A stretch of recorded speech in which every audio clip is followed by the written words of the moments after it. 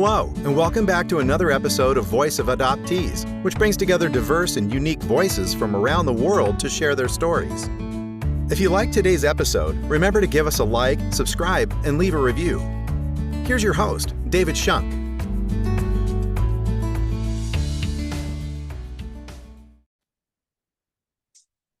Hello everyone, welcome back to another episode here at Voice of Adoptees. We are joined today by someone very special I've known for a very long time. A lot of people may know her as the girl who handles your paperwork, the girl who translates your documents, and the girl that moved back to Russia. A lot of her know her and respect her. Her name carries weight. Please welcome Sasha. Sasha's currently in Russia. She's an adoptee just like us, but we're going to hand it over to her because she has a lot to say. So Sasha, welcome. We hope you are well, and welcome to the show. Why don't you tell us about yourself briefly? Hi, everyone. My name is Sasha, and I was born in St. Petersburg, Russia, which was in that time known as Leningrad. I was born in 1990, and I was adopted in 1995 as a 5.5-year-old by a couple from California. They adopted 5 children, plus another one they fostered, so 6. We all grew up together, but we ended up in different locations all around the world. So I grew up in the United States until 2015 when I decided to move permanently back to Russia. Before I moved permanently back, I did a study abroad in 2011 in St. Petersburg, where I was able to see the life that I could have had as a emancipated orphan, and I became very scared, very nervous, and very overwhelmed by my past. I was not ready in 2011 when I traveled for the first time after 1995. So 16 years I was in the States. Sorry, I don't know how many years that was. 10, 20, 25 About 24, years. 25, yeah. 25 years. I'm sorry, math's not my suit. It's all right, not Anyway, mine. so about 25 years after being adopted, I was 20 years old when I went to Russia, so it was 15 years Oh, wow. after being adopted. I came back to Russia for the first time. I did not know the language, even though I had studied it at university. I did not fluently speak it, and I did a year abroad as a Russian language student, which was very difficult because I was the only student that was of Russian heritage in the program, and learning Russian for me was personal. It wasn't recreational. So I ended up being very isolated, and I ended up in very bad coping mechanisms in St. Petersburg that first year back after being adopted. And I was not ready to face my past, even though I was forced to face part of it because of just my naive perspective, like, oh, I'm here, so I should start doing something about learning about my past. But I was not surrounded by people who were supportive and who understood my psychological needs, my mental needs, my spiritual needs. And I ended up, not lightly spoken, I ended up on the metro an hour and a half away from my actual home in some strange apartments with some strange people. And that was the lowest point that I've ever felt in my life. Well, one of two. But I was 21 years old. I'd almost turned 21, so I was still 20. And I understood that I wasn't ready to find my identity or my past, my family. And I ended up, after that year abroad, I came home and I needed therapy. And I tried to talk to some woman, but she wasn't a good therapist, so I forgot about it.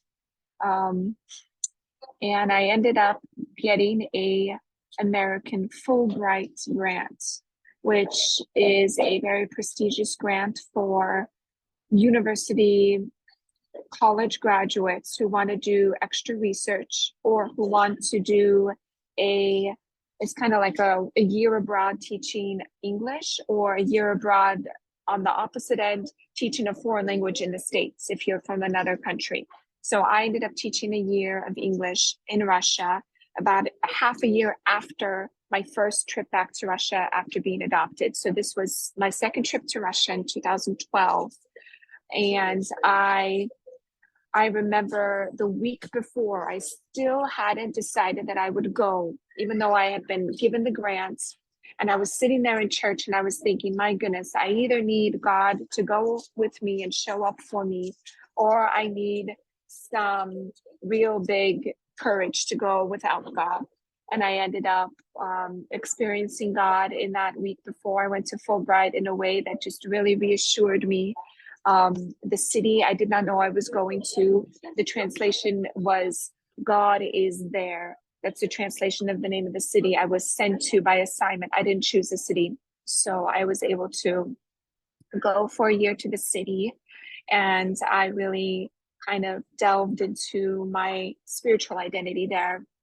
And I put on the back burner my identity as an adoptee, my search for being, my past and all these things. Mind you, I still hadn't found anything by 2012.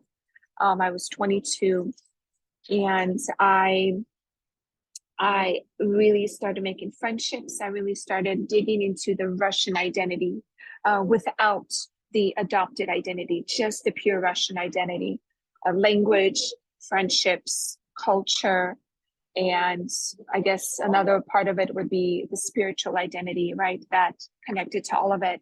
I found my strength there in that city.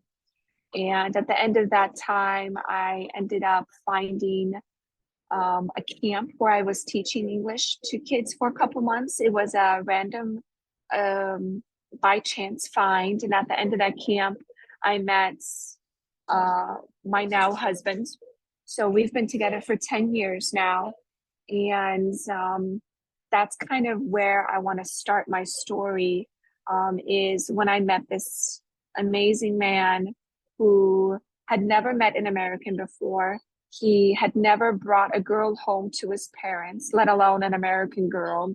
And I'm sitting there at the bus stop waiting to see him for the second time. And he comes, picks me up and says, "Oh, by the way, we're going to meet my parents." I'm like, "You couldn't have told me sooner." I'm like in this summer outfit, like not really parent worthy outfit. I'm thinking, oh Oh, my goodness. that's great. Yeah. But the funny story is he had just gotten off the bus from his parents' home and 20 minutes ago told his parents, "Hey, I'm bringing a girl home." And they're in their pajamas. "You couldn't have told us sooner." Like, we're in our pajamas. We're supposed to make a good impression. How are we supposed to make a lunch for her? So anyway, they figured Sounds it like out. a They made a guy's nice lunch. that's definitely a guy's thought right there. Yep. No plans whatsoever. Yep. Oh, it was so silly. But anyway, that first meeting with his parents went really well because I had brought a bag of photographs, which I had brought with me on my Fulbright experience as an icebreaker, as a way to kind of let people know who I am, where I'm from, why I'm here. And so I was able to do that with his parents. They were shocked, of course. And he had never seen the photos either because it was our second time seeing each other. Mind you, we'd only known each other 9 days, and he brings me home to his parents. So I'm thinking, oh my goodness, 9 days, and you're already bringing me home to your parents. That's a little much. Anyway, it went well for good reason. I mean, now we've been together 10 years, so it must have gone well, right? I was gonna say, well, Um, doesn't the whole marriage thing move pretty quick over there anyway? You Not meet someone and that's it? necessarily. Okay. Well, I mean, the funny story is 3 weeks into us, he wanted to propose, but his friends decided, no, don't propose, just give her earrings. And I'm thinking he's going to propose, but he didn't. And then 2 years after we met, 2.5 years after we met, I came back to Russia. So I left Russia that summer and we dated for 2.5 years online. And then we came back. I came back in 2015 after Fulbright. And we've been living together ever since, but there's a whole lot in between there. Right. So right before I left my Fulbright, I was trying to get an extension on my visa, but it wasn't possible. And I found out that those 2.5 years while I was waiting to go back to Russia after my Fulbright, that I needed to get a passport and I needed to get my citizenship verified. And it took 2.5 years, took thousands of dollars. It took some really incompetent workers from this agency that was very rude to figure it out for me. And now I'm thankful for that experience because I learned a lot, and now I do the same thing that incompetent company does, but I'm one person. I do it all on my own without, as much. I do it with much confidence and grace as possible, depending on the situation. But that process was really, really degrading because I had to, you know, prove to them who I was. I had to show them my documents, and then I had to show them documents I didn't even have. It's like, and then I had to get the help of my now husband and all of his friends, all the clout that he carried in order to get things pushed through and processed for me.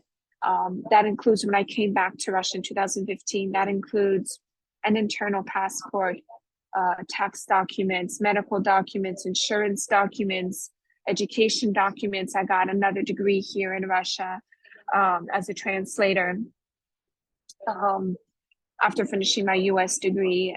There's just so much that my husband has done for me that if I had not had the support of this one man and his desire to take in a strange American Russian adopted girl who was so naive and so like, I idolized Russia for those first 15 years. I would daydream about my mom and dad for years and years and years. I would daydream about certain things about my adopted family that were never true and that kind of fell apart during my years being in school. Out of the siblings that I had, several of those siblings had a very difficult childhood with us, and it caused a lot of heartbreak. And I was trying to relive the ideal childhood that was the very first 5 years of my adoption before we adopted my two brothers. So I'm jumping back and forth, but I think I'm trying to make sense of how to move forward from here. My husband and the way that he helped me. So he never spoke English. And my parents, when they adopted us, my mom got a private tutor who was actually our nanny for several years. And we called her babushka, like a grandmother. She's still babushka for me, but, she's just another woman who came and supported my parents who adopted 3 Russian children. First 3 and then 2 more and then 1 more. So the first 3 were 13, 10, and 5. And then the next 2 were 5 and 12. And then the one in between there was, I think, about 8, 7 or 8.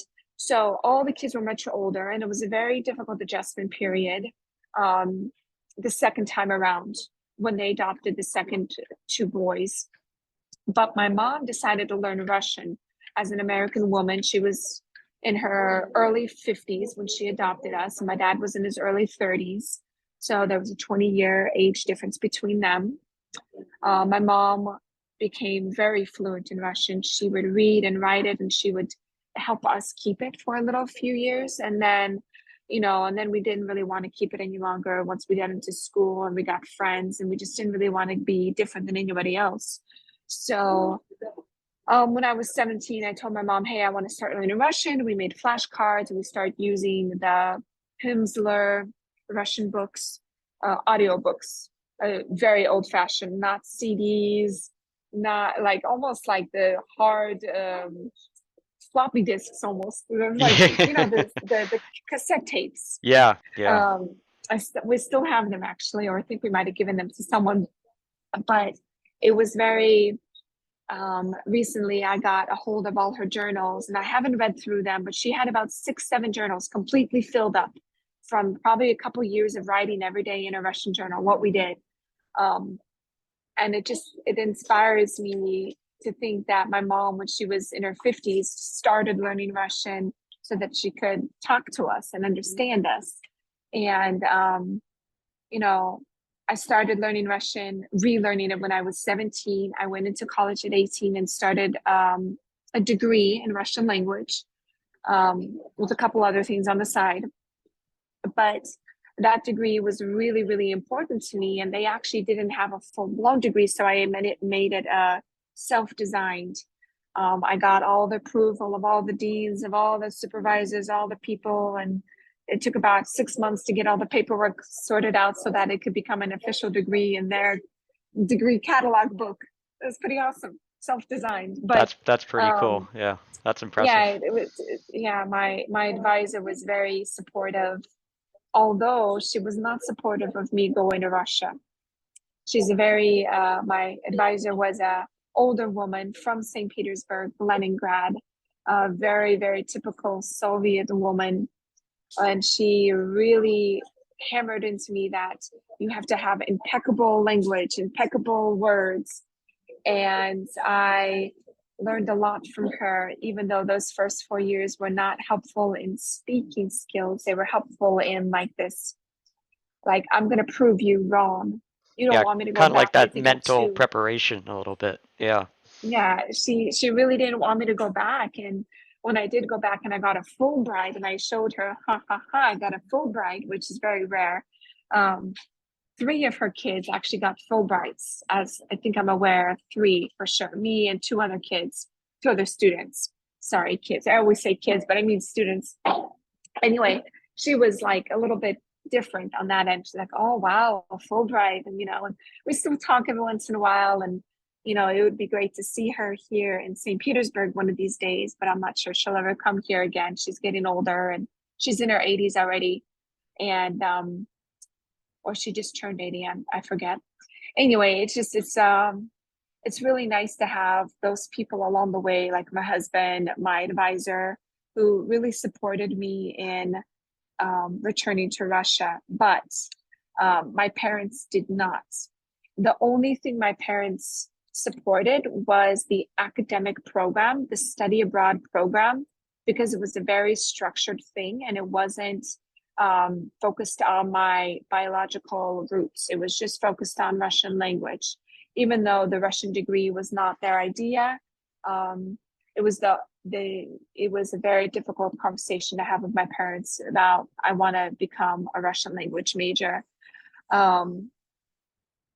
Because they were afraid, I was their baby, I was the kid that they put all of their hopes and dreams onto. I mean, you could call it something like, The dream child. yeah, I mean, there are other words for it. I don't want to use that because I love my parents very much, but I very much felt when I was that age very much on display, and my achievements were as much their achievements as they were mine. And I mean, I don't begrudge them it now. I'm in my 30s, so why should I? But when I was a teenager, it was very difficult. And when I was in my 20s, it was very complicated to explain to them, I don't want to be a doctor. I don't want to be a therapist. I want to go back to Russia and I want to help orphans. But that didn't work out either. So I got back to St. Petersburg in 2011 as a student, and I did my study abroad program. And it's where I had said earlier about ending up in a strange person's apartment, hours away from my own apartment and being at my rock bottom. That semester, I started volunteering at my orphanage as just like a playmate for the kids. And I, remember walking in there and thinking, oh my goodness, like I remember the smells. I remember certain toys. I remember certain rooms. I remember the food. Like they would give me some food and I would be like, that's exactly what I had. Of course, it was better than for what they give the kids because I was a guest and I was an adult and they would have cake in the kitchen, but the cake wasn't for the kids. And that made me angry. Like, you're making cake for me, but the kids get nothing. Like, it just, and the kids would come up to me and just hug me and not let me go. And, seeing the bathrooms where I remember and the bedrooms and just that their eyes, that was what got me, is like when they would come up to you with those eyes, like, like, who are you and are you here for me? And I just saw myself in those little kids. Like, I was that 5-year-old girl when I walked into that orphanage, and I'm 21 years old, right? And I'm just petrified of being faced with my own childhood fear of being abandoned, of being not loved, being not fed, being sick, being alone. All those fears, they were all just came crashing down on me. And I was not in a safe host family through the university abroad program. So I did not have a safe place to go home either. And I ended up the only safe place and the only hot meal I got that whole year study abroad was this family that I actually was a tutor for their child, a very rich family. And I went there twice a week for a hot meal. My study abroad program doesn't know about this. I did not complain about the host family because they had a little girl and I did not want them to get in trouble. And I felt, okay, well, they could just use the money that I used for the program that they got a stipend to maybe make their lives a little better. And I'll just grin and bear it, which I did. And it was a very bad decision. It was a bad coping mechanism. I was not protecting myself. I wasn't dealing with my emotions. I was just drinking, smoking, and having relations with men. And that whole year, outside of my university ever knowing about it, and I got into extremely difficult situations where, because of my lack of desire to know my past, to know my identity, I blocked it out. Something that really is very, very interesting. A lot of people think that Russian women, all they do is they have this, impeccable fashion, impeccable makeup, and they just, put on a show for everybody when they go out to the grocery store. Yes, that might be true. And for a lot of women here, when I was 20 years old, this was 12 years ago, that's what I thought. So I would dress to the T, I would put on my makeup, I would be this impeccably beautiful, dolled up 20-year-old, very attractive girl. But inside I was dying. I literally saw myself dying in front of a mirror. I saw a skeleton. I saw my life was cursed from the very beginning. To go back, when I was born at 31 weeks. So the normal gestation is 40 weeks. I was born at 31 weeks. I was only 1.5 kilos, which was about 3 pounds. And I was one of a twin set. My twin passed away when she was 20 days old. Yes, 20 days old. And the circumstances of her death are still unknown. Her place of burial or cremation is unknown. And that is the only question I have left about my past, which I'm still fighting to get information for. The problem is the Russian society, the Russian government, the laws state that once you are adopted, you are legally cut off. You are no longer connected to your biological identity, legally speaking. You have no rights to any information. You have no rights to medical records. You have no rights to legal documents. Your original birth certificate may as well never have existed. To my fortune, I was able to get all of my documents from my father's safe. I did not ask permission. I just took them because I knew that I was already of age and I didn't feel like it was stealing. It was my paperwork. And he never locked it. So it wasn't like it was a secret. He said, they're there if you want them. So I took them, and all of my documents had the medical records. All my documents, I had my original birth certificate with my biological name on it. I had my birth certificate with my adopted parents' name. I had my adoption certificate with my first biological name and my adopted name. I had the court decision, although it wasn't a court system back then. It was a civil process. It was before the 2000 changes, the changes in 2000, I mean. So I was able to map out my entire story. Mind you, when I was in high school, I searched for my family. I never found them. This was when we still had dial-up. Yep, I remember to those. use the phone. Yep. And I just remember thinking, what if I search? Like, what if they're on there on the internet? And of course they weren't, But in 2016, I was with my husband. We went back to St. Petersburg for the May holidays.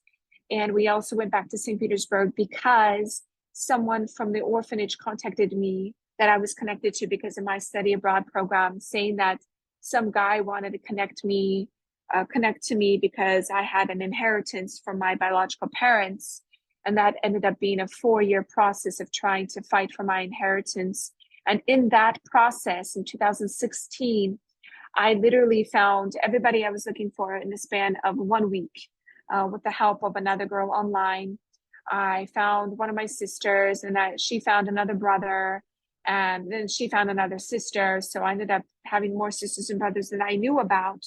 And they connected me to neighbors and other relatives. And it was a lot of about that 2016 was a very complicated year because I found out every detail about my family history.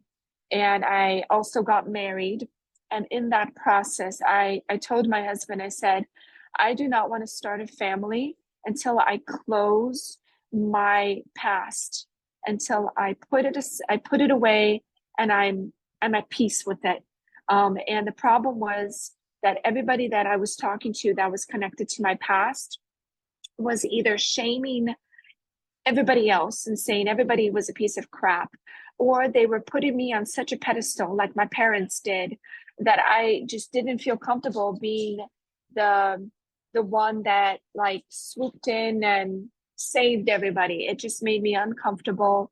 And it made me uncomfortable that all of my relatives and acquaintances connected to my story were really harping on my biological parents, their decisions, my biological siblings, their decisions. And they were just making excuses for not trying harder themselves to fight for me and my siblings to stay in Russia. I talked to my sisters, all of them, and one of them got taken by another family to another country, illegally adopted. All of her paperwork was changed. She was taken across the border without a passport, and she was manipulated into being part of a family that needed her help for selfish reasons. That family ended up being criminals. And to this day, I cannot connect with her as I would like to, because she's afraid to come visit me because her family, lots of legal questions, lots of legal problems. And unfortunately, I've had to register her as a person.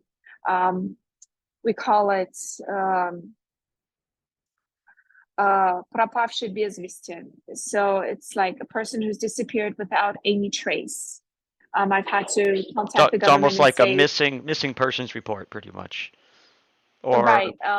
But not. Yeah, but not Yeah. even missing persons. But it's like she's completely disappeared. We're not looking for her anymore. It's closed. She's done. She's not existing anymore. She's disappeared. Пропавший без вести. Right. So it's like she's disappeared without any information on her. But in actuality, I know exactly where she is. But I did that to protect her identity and to protect her family, even though it wasn't what I would have liked to do. It just didn't work out the other way around. Then my other sister, I went to visit her a couple of years ago. I met her. She's older than me by almost 15 years. And it was a very difficult meeting. A lot of information came out, a lot of anger, a lot of sadness, a lot of emotion. My sister's not healed. And I ended up being the one, helping her cope, helping her do a lot of healing process in a week. And I'm the younger one by 15 years. And that's my situation with all my siblings is minus my younger brother. Like all of my siblings are older, and I've always stepped up to in some way or another help them. And I was the mature one. And in 2016, I was tired of being mature. I needed someone to take care of me and take care of my emotional needs, and that's where my husband stepped in. And my husband is not adopted. My husband has never had orphanage connections. His parents have been married for over 30 years. He's got a whole bunch of brothers. He's got a full family, of course with their own problems, but not the problems that my family had. not to that severity and not to the point where the kids were taken away. And so I was able to really, hang on to my husband as my strength in that time. And he did a lot of pushing and shoving to get me to a position where I am now a fully functioning, very well adapted, very healed, very whole human being. And I recently told someone, I said, I decided that I would never give life to another child until I closed my past and I gave my story the finish that it needed, my origin story, the finish that it needed. And I'm able to now truthfully tell my children when they get older that this is who your mother was, this is where she came from, and this is why your mother believes that her life was saved and that God truly put her on her path, and so on and so forth, right? It was really, really intentional in that way, but a very, very difficult process, honestly, to say the least, because moving abroad, having been here now 7 years, with all the ups and downs that go with moving abroad and everything else going around in the world, it hasn't been easy to not have close family close by. It hasn't been easy to adjust to, different cultural things, foods, learning still the language, though I'm fluent. I'm learning every day different things. I didn't grow up with a Russian childhood, so all those childhood, like second hand knowledge, I don't have. And I'm learning that as I go with my own children, which is really cool to have kind of like a third childhood. That is pretty Because cool, yeah. I consider, the first 5 years was my first childhood, and then my childhood in the United States, and now my third childhood with my children. It's really, really cool. And I get to give them both the American, the luxury of having an English speaking childhood and a Russian speaking childhood. But it's very much so, my adoption is a huge part of why I'm here. I didn't finish that part. So I went to the orphanage as a volunteer, and I saw myself in the eyes of those kids, and I just got spooked and I stopped. And though I am connected and I have a very few really very close friends here in Russia that are ministering to orphans, that are working with charities, that are really pouring into the system for emancipated orphans, I haven't myself really stepped up into that role, because my role, as I see it, is more for children who are adopted. You and I both know that when you're adopted, it doesn't mean that your orphan mentality goes away. It doesn't mean that you all of a sudden become this happy-go-lucky, perfect, health-wise, mentally, psychologically. It doesn't happen overnight. It happens over many, many years, if it ever happens. Right. There are some adoptees who still struggle with some very, very severe side effects of having been orphaned, having suffered multiple adoptions, multiple foster homes, multiple orphanages. I was one of the lucky ones. I only had one orphanage, one adopted family, and they were a good family. We had our ups and downs. We had our, stints with the police and social services. And, that would happen to any good family with with biological children too. It doesn't really matter in that case. But I consider my parents, in the way that they raised me, just the way that they knew how, they did their best. And I'm grateful every single day for their decision to bring me into their family, because now I get to bring their values into my family. I get to raise my children as American girls with the values that my mother and father instilled in me, including faith, family, hard work, education, and, above all, loving God. And then I also get the privilege of raising them Russian with this sense of community and multi-generational family, and the Russian language and the Russian food and the Russian, mentality. And while I fought hard to create my identity as a dual citizen, my children, I am so grateful I can give that to them and they don't have to fight for it. They get to enjoy that, and they get to make their own decisions when they get older, how they're going to use their identities for their futures, right? My job is to give them what they need and let them flourish. But my work with adoptees is extremely important, just because I've gone through every single step of being adopted, adjusting there, leaving home, adjusting outside of home, going back to Russia, finding my family, and then staying in Russia. And now I am in full communication with my family here and my family in the States. And it's nice to have those open doors. And it's also nice to be able to say that I don't feel obligated to please either side of my families. I'm in a really good position where my only priority now is my husband and my kids. But my biological family and my adopted family, they met for the one and only time at my wedding. And my wedding was the huge catalyst for bringing both my worlds together, both my past, my present, and my future. And I literally, David, like, I got to choose my name. I finally got to choose what name I wanted. You know, when you're born, you don't choose. When you're adopted, you don't choose. Well, unless you're older, you choose, but still you kind of choose under duress, you know, trying to please yourself or someone else. Right. But this time, like, not only did I choose my husband, but, you know, he didn't choose his name, but I chose to take his name. And it finally gave me that freedom to call this my home.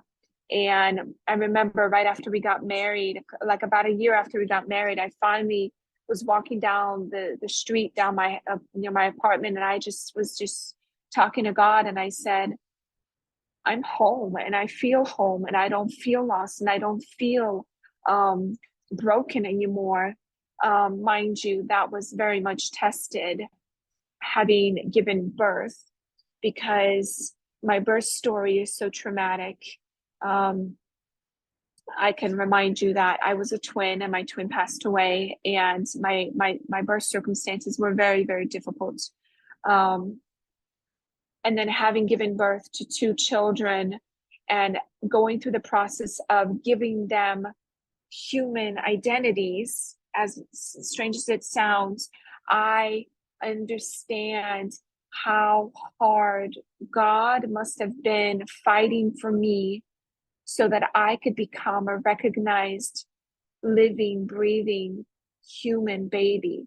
And I'm still fighting for the recognition for my twin sister and her death circumstances, which is very difficult to talk about, but it got me even more passionate once I gave birth, because I saw those little tiny babies, and I saw my sister, and I said, how in the world does an entire country consider that a 2-day-old baby is not human enough, not alive enough to be honored with, or a 20-day-old baby, that's how old my sister was, to be honored enough with being buried as a human. She doesn't have a burial place. She doesn't have a cremation record. She has nothing. She has a piece of paper that says she died, but even that can be faked. And I look at my children, and I am so thankful.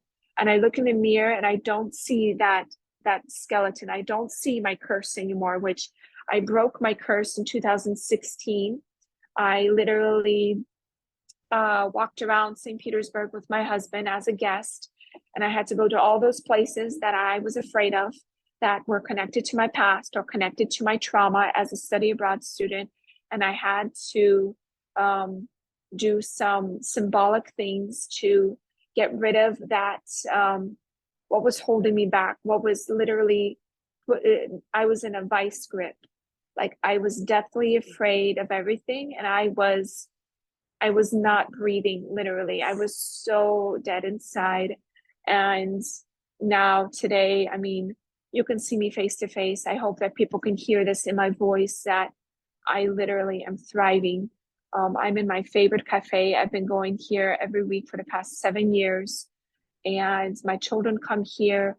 They know me here. You know, the neighborhood knows us. I just feel loved. I feel known. I feel well. I feel um, acknowledged. You And feel because home. of that, I feel at home.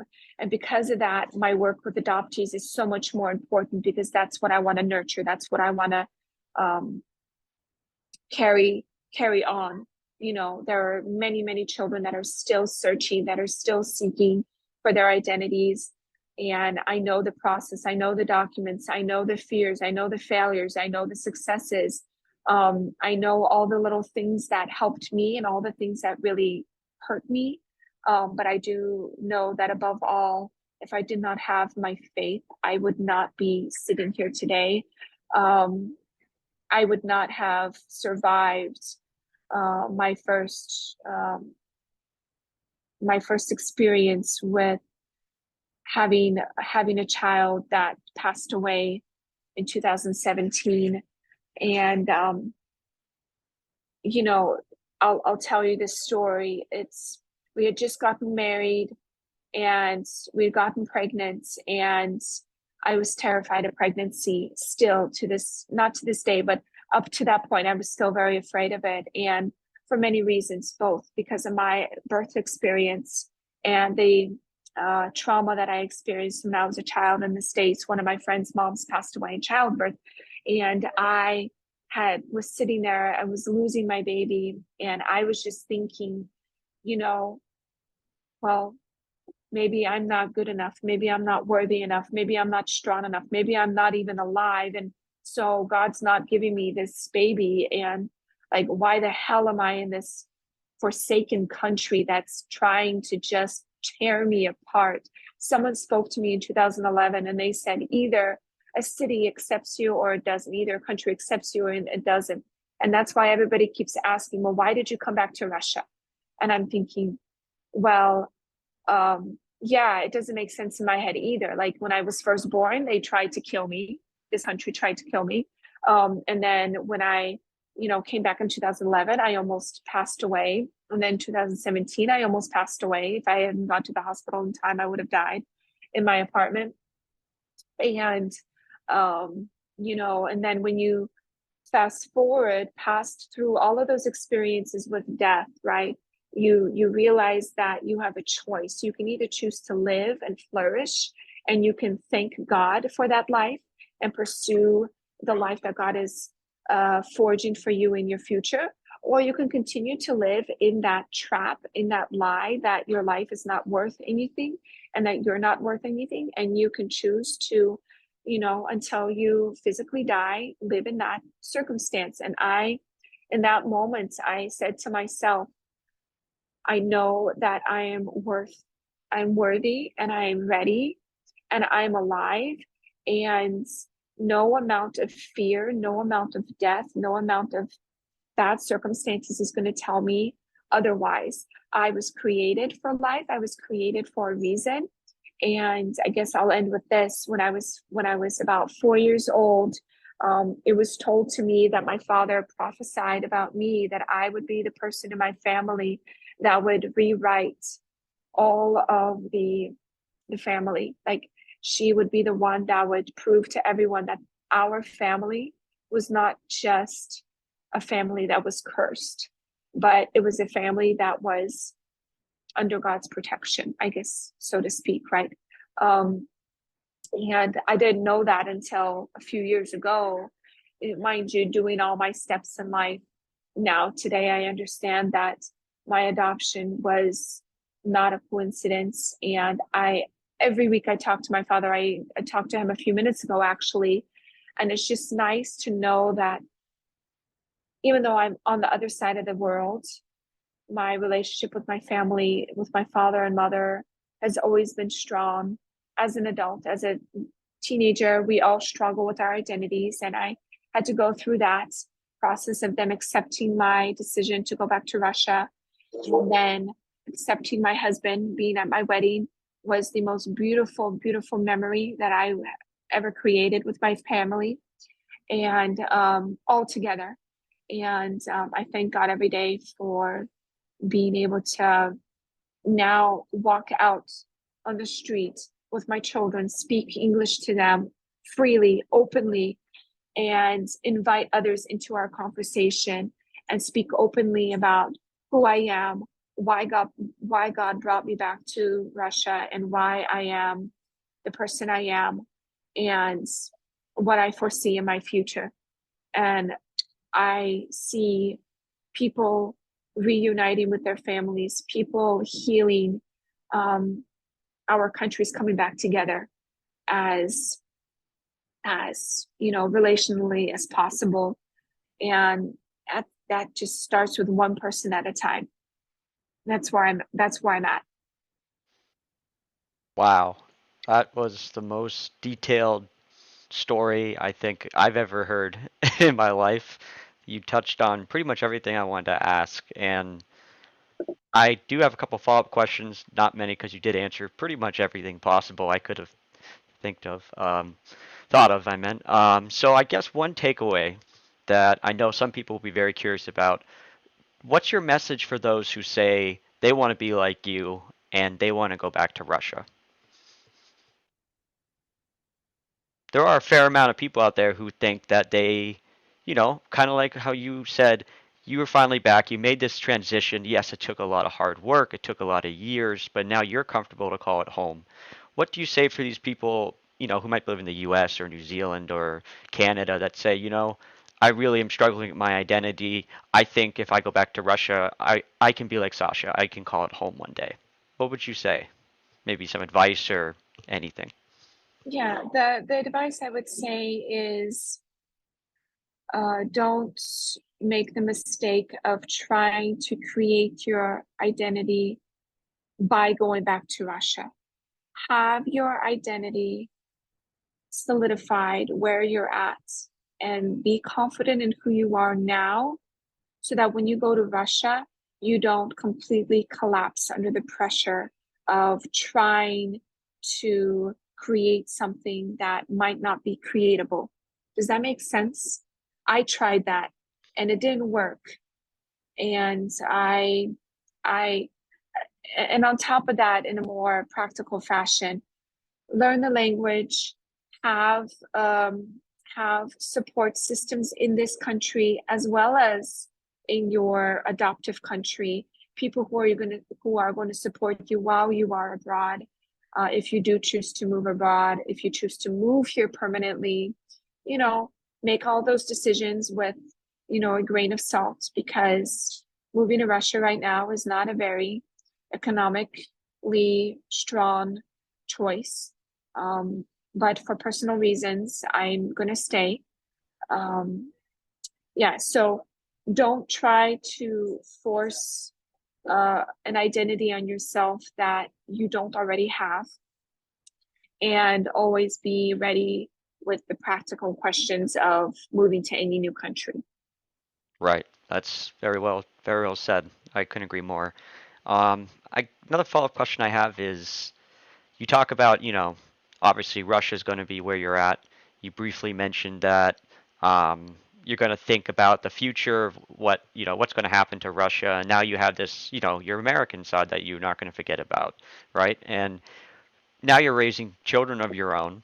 Um, have you thought about how you're going to approach welcoming them into their other side of the family? Because if you think about it, it's kind of you're in a unique position where you were adopted from Russia, like a lot of us were, and we had this unknown side, right? That we didn't know a lot about our adoption in that family that we've been missing all these years in Russia.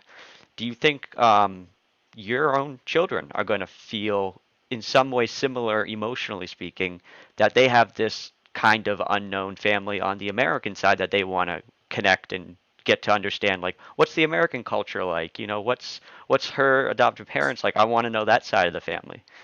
Mhm, mhm. That's a good question. So ever since the girls were born, they have been Skyping with family in the States every week, every Sunday. I am planning a trip to Europe this summer so the girls can meet their grandpa for the first time. Unfortunately, my mother passed away recently and a few years ago, so she never met the girls. But I have a box of things that I will show them eventually, slowly but surely, and teach them about their grandmother, who she was, and why their mom is the way she is because of my mom, their grandmother. So I don't think their American identity is going to suffer in that sense because I'm very, very dedicated to keeping them connected to the American side, very much so. Um, and also we have a lot of American friends here in Russia who we see regularly. So that definitely isn't a problem. Yeah, well, I didn't know about your loss recently, so I'm sorry about that. But it's great that you're going to be able to pass on that legacy to your children, definitely. Now, you mentioned that your husband, he never met an American before. What were his first thoughts? Oh, he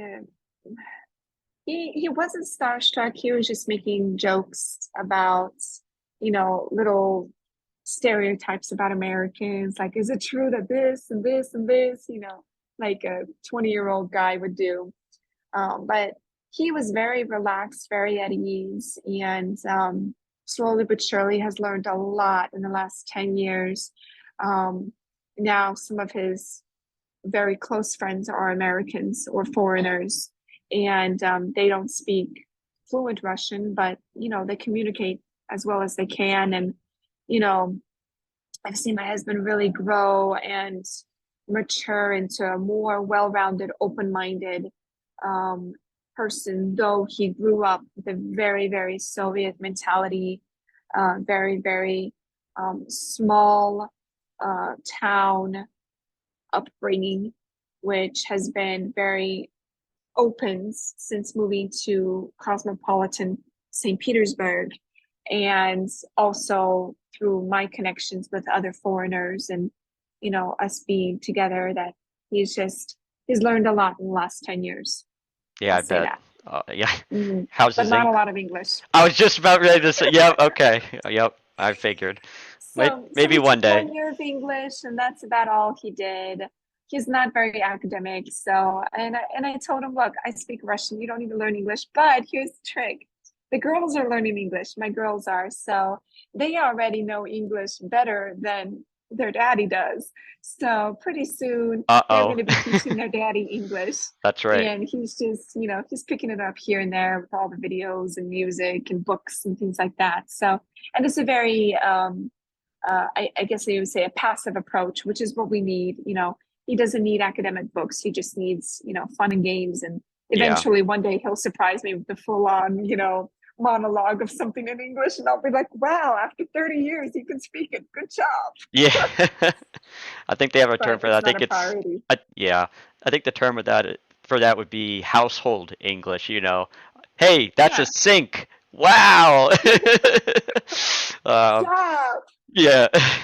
Uh, So, did your children that are born in Russia, obviously they're Russian citizens by birth. Now, did you register them to be American citizens as well? yes, they have two passports, and that was quite an experience. Because my first daughter, we got in, and the embassy closed 2 weeks later. So, and then my second daughter, things hell broke loose, and I had to go to Germany. And I had just given Wow. birth. It was like 3 weeks after, no, 2 months after I gave birth. And it's a new program where you can get a child their citizenship abroad without having to bring the baby there, without having both parents there physically. You did it all online. So it's a new, like, state of the art program. It's something that I am very grateful for, but the I, girls I both I was have going to say, passports. does it work, the online system? Yes, Okay, yes, so it does. it And the wasn't girls like both have passports. got it. So it wasn't any So of we're the going to Europe this summer. That's great. No healthcare.gov website broken or anything like that. No, no, Courtesy of the U.S. this government. was this was really good people helping me That's just awesome. get step by step. And I told my husband that's a priority. I want my girls to have that document because that's a huge future builder. Whether they choose to use it or not, that's not up to me, but it's up to me to give them that option because they have that privilege. Exactly. I agree. Exactly. I mean, I kind of feel like it's in sort of a weird way. It's kind of related to when someone adopts a child from abroad, and that I feel like the adoptive parents should know that, hey, you were from Russia. Maybe one day you might want to do something that, at the time I didn't feel like you wanted to do. But then again, it's not really their business as their adopted children get older. They want to make those decisions. So it's interesting to see that you're letting, giving the option at a younger age, like, hey, you're also an American. You can use that if you'd like. And you give them the options and Well, they it's do what it's they want it's with my it. responsibility, right? Exactly. You have to give it to them because, you know, as an adoptee, you and I both know our citizenships were, like sleeping or whatever. Our passports expired and our parents didn't know what the heck to do. Right. No one told them. The system was such a mess back then. And now, as 20, 30, young 20s, late 30s, um, we're all struggling to figure out not just the paperwork, but our identities. And unfortunately, part of that is our parents' fault. So I'm just trying not to create that same problem for my children so that they have equally functioning paperwork in both countries and they can choose what they want to do with it when they're 18. Yeah, I very practical approach and very honest approach, and I think that's a very good thing what you're doing. And So it's my job, so it's not that difficult to do paperwork. I I was like going to doing it. say, So yeah, I was going to say, if anyone needs help, you know who to contact. But I'm going to, before we wrap it up, I'm going to give you one last time to say a few things that you want to leave the audience with. If there's any last remarks you'd like to make, something that is the big takeaway, what would it be?